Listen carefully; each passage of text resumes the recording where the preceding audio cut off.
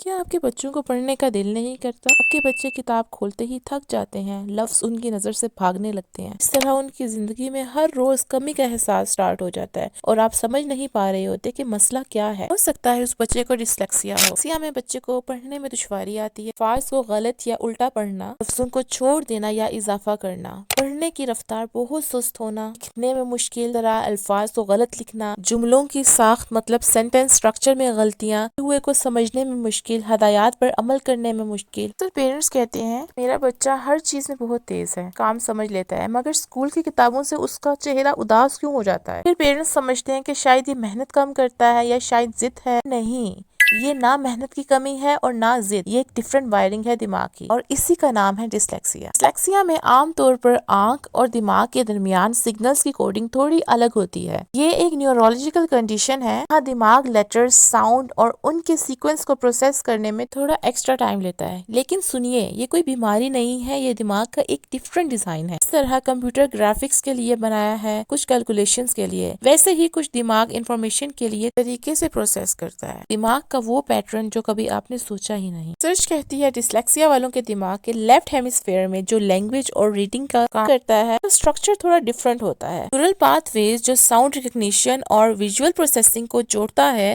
وہ تھوڑا لیس ایفیشینٹ ہوتا ہے۔ اس کا مطلب یہ نہیں کہ دماغ کمزور ہے، بلکہ وہ انفارمیشن کو الگ طریقے سے دیکھتا ہے۔ ڈسلیکسیا کے ساتھ نیورو پلاسٹیسٹی کے معجزہ ہوتا ہے، دماغ اڈیپٹ کرنا سیکھ جاتا ہے، نیا راستہ بنا لیتا ہے، اس لیے ان بچوں کی کریٹو تھنکنگ، پرابلم سالونگ اور 3D ویژولائزیشن اچھی ہوتی ہے۔ یہ آپ نے سوچا ہے شاید یہ بچے ہم سے زیادہ گہرائی میں سوچتے ہیں، ان کی نظر دنیا کو الگ اینگل سے دیکھتی ہے۔ ایشین کلچر میں اکثر پڑھائی میں کمزور بچوں کو کم دماغ سمجھ لیتے ہیں، یہ غلط فہمی حوصلوں کو مار دیتی ہے۔ ڈسلیکسیا والا بچہ کلاس میں شرمندہ محسوس کرتا ہے، اکثر بچہ اپنے آپ سے پوچھتا ہے کہ میں اتنا بے وقوف کیوں ہوں۔ یہ کوگنیٹو ڈسٹورشن ہے، خود تو غلط لیبل لگا دینا۔ اصل میں اس کا دماغ بس الفاظ کے فونیمز یعنی کہ ساؤنڈ یونٹس مشکل پیش آتی ہے، جس طرح کہ لفظ کیٹ کے سپیل ہے CAT، جس کو ٹ کی آوازوں تقسیم کرنا اس کے لیے ایک آٹومیٹک پروسیس نہیں، ہر بار کانشیس ایفرٹ مانگتا ہے۔ تربیت کا نیا انداز کنیکشن اوور کریکشن۔ یہاں ایموشنل ریگولیشن آتی ہے، جہاں بچہ فرسٹریٹڈ ہوتا ہے، اس کا نروس سسٹم فائٹ اور فلائٹ موڈ میں چلا جاتا ہے، کو سیف محسوس کروانا ضروری ہے۔ سینسری لرننگ کم آتی ہے، رنگوں سے لکھنا، آوازوں کے ساتھ کھیلنا، ہاتھ سے الفاظ بنانا، میمک اویئرنیس کو اسٹرینتھن کرنا، چھوٹی چھوٹی آوازوں کو پہچاننا، اس کی اسٹرینتھس کو امبریس کرو، skills, engineering, story telling, sports, activity کو انہینس کریں۔ یہ اگر علاج نہیں مگر کمپنسیشن اسٹریٹجیز ہیں، اس طرح audio books, text to speech software, extra time, یہ اکوموڈیشنز نہیں، یہ ٹولز ہیں۔ اگر آپ سوچ رہے ہیں کہ یہ بس بچوں کی بات ہے تو جان کے حیران ہوں گے پابلو پکاسو، آئنسٹائن، انہوں نے دنیا ہی بدل دی۔ کیوں؟ کیونکہ ان کا دماغ الگ سوچتا تھا۔ آخر میں آپ کو الگ دماغ، الگ پہچان، الگ کامیابی کے بارے میں بتاؤں گی۔ ڈسلیکسیا ایک بیماری نہیں، یہ کوگنیٹو ڈیفرنس ہے۔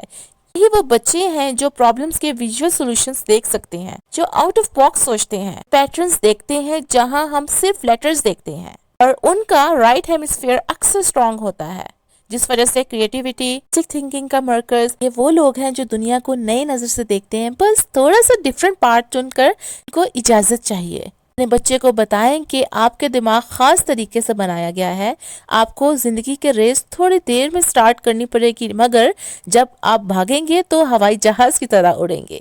تو ان کے اندر کے احساسی کمی کو سیلف کمپیشن میں بدلیں۔